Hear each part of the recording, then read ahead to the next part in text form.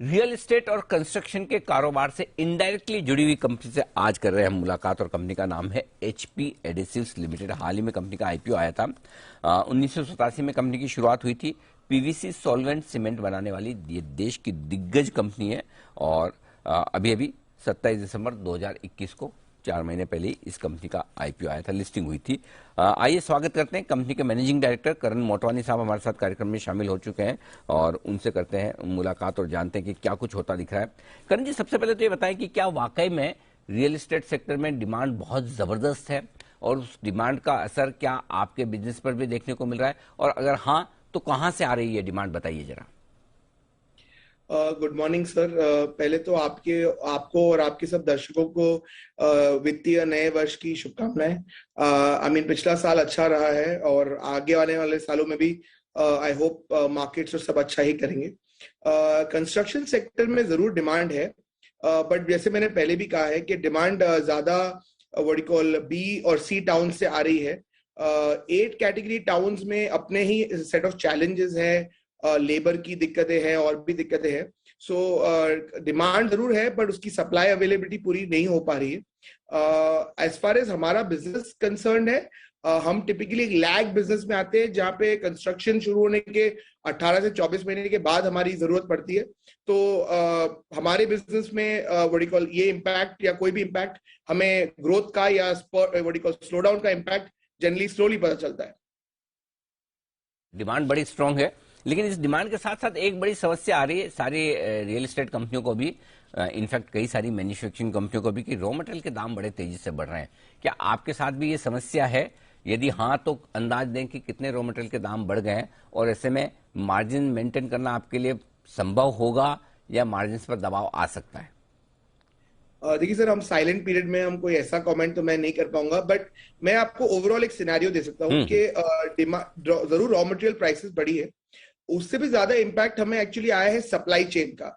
Supply chain disruptions के कारण, Ukraine war के कारण बहुत सारे जो रॉ मटेरियल के शिपमेंट्स हैं वो डिले हो रहे हैं। उसकी वजह से काफी अनसर्टेनिटी है प्राइसिंग में। रॉ मटेरियल की प्राइसिंग जो आप लोकल मार्केट से खरीदते हैं, क्योंकि अवेलेबिलिटी कम है तो टिपिकली स्पर्ट्स इन प्राइसेस आती रहती है। एक ही महीने में आप अलग अलग प्राइसेस पे खरीदते रहते हैं। एज फार एज हमारा बिजनेस कंसर्न है, हम रेगुलरली प्राइस इंक्रीजेस लेते रहते हैं। तो व्हाट यू कॉल हमें वो इम्पैक्ट को निगेट करने में मुश्किल नहीं आती है इतनी ज्यादा। रशिया यूक्रेन इस तरह के देशों से वहां से अपना रॉ मटेरियल इंपोर्ट करते हैं? जी नहीं, बट क्या हुआ है कि रशिया यूक्रेन की वजह से काफी सप्लाई चेन में दिक्कतें आ गई है। शिप मूवमेंट्स ग्लोबली स्लो हो गई है। एडेसिव और कंस्ट्रक्शन से लिंक्ड जो सेक्टर्स होते हैं उसमें काफी सारी चीजें बाहर से इंपोर्ट होती है, या तो रॉ फॉर्म में या फाइनल फॉर्म में। उसी कारण व्हाट यू कॉल जो इंटरनेशनल डिपेंडेंसी की वजह से हमें सप्लाई चेन में जो दिक्कतें आ रही है उसकी वजह से prices are unstable. I won't say they are only going up, I am saying they are unstable. एक ही महीने में आप एक रॉ मटेरियल 3 अलग अलग दामों पे खरीद सकते हैं, और वो टाइप की अनस्टेबिलिटी है जो छोटी कंपनियों के लिए मुश्किल क्रिएट कर रही है।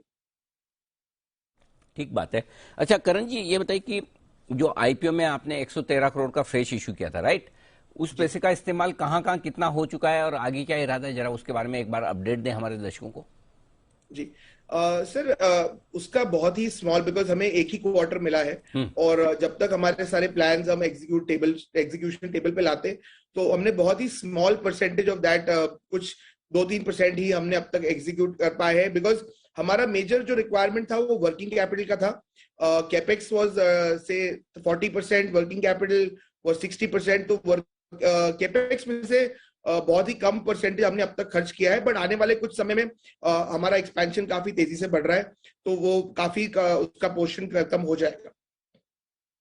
तो चलिए, अभी आप साइलेंट पीरियड में भी है, इसलिए मैं डेटा पर और नंबर्स पर ज्यादा आपसे बात भी नहीं कर पाऊंगा, आप बता भी नहीं पाएंगे।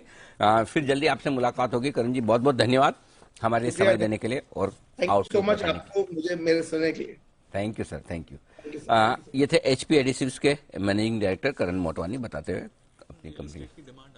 डिमांड बहुत है, लेकिन दिक्कत वही है कि सप्लाई। ये करण जी ने एक इंटरेस्टिंग चीज बोली, इनके लिए रॉ मटेरियल से ज्यादा सप्लाई चेन इश्यूज आ रहे हैं। चलिए, सबकी अपनी अपनी समस्या।